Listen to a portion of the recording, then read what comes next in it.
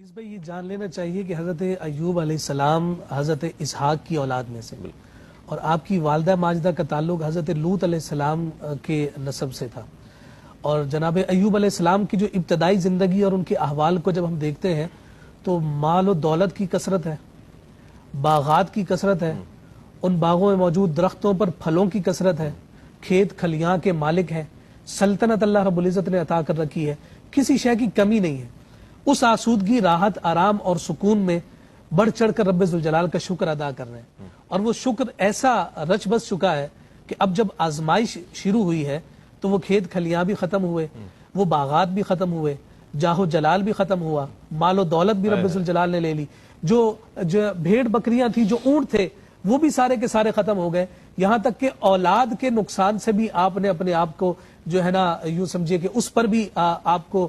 قانع کیا گیا اور اس پر قناعت آپ کو اختیار کرنا ہوئی. یہاں تک بات ختم نہیں ہوئی، جو کچھ دیا گیا تھا وہ سب کچھ واپس لے کر آزمایا گیا. اور اس وقت لوگ آ کر جو ہے آپ سے اظہار ہمدردی کرتے تھے کہ آپ دیکھیں کہ جناب اتنے شاہانہ زندگی گزارتے تھے اور آپ دیکھیں ایک چھوٹے سے خیمے اور کٹیا میں رہ رہے ہیں. تو جواب میں وہ مسکرا کر کہتے تھے کہ تم مجھ سے اظہار ہمدردی کس بات کا کرتے ہو؟ جس رب نے مجھے دیا تھا اس نے مجھ سے لے لیا،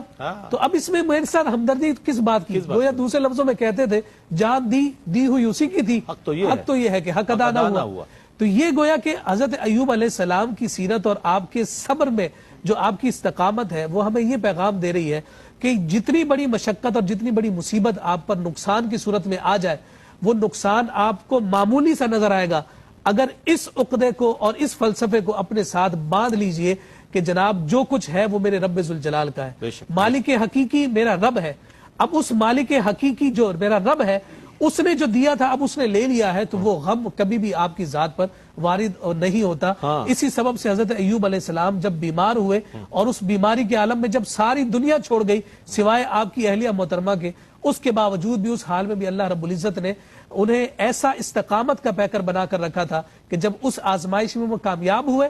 تو پھر فرمایا نعم العبد انہو اواب، کہ یہ کیسا میرا خوبصورت بندہ ہے کہ جو ہر حال میں میری طرف ہی رجوع لانے والا ہے، یہ کسی اور جانب دیکھتا ہی نہیں ہے. اس لیے کہا کہ جب مقربین پر آزمائشیں پڑتی ہیں اور جب وہ آزمائشوں میں کامیاب ہو جائیں تو پھر خود رب ذوالجلال قرآن میں ان کی تعریفات کر کے ان کے مقام اور منصب کو ذکر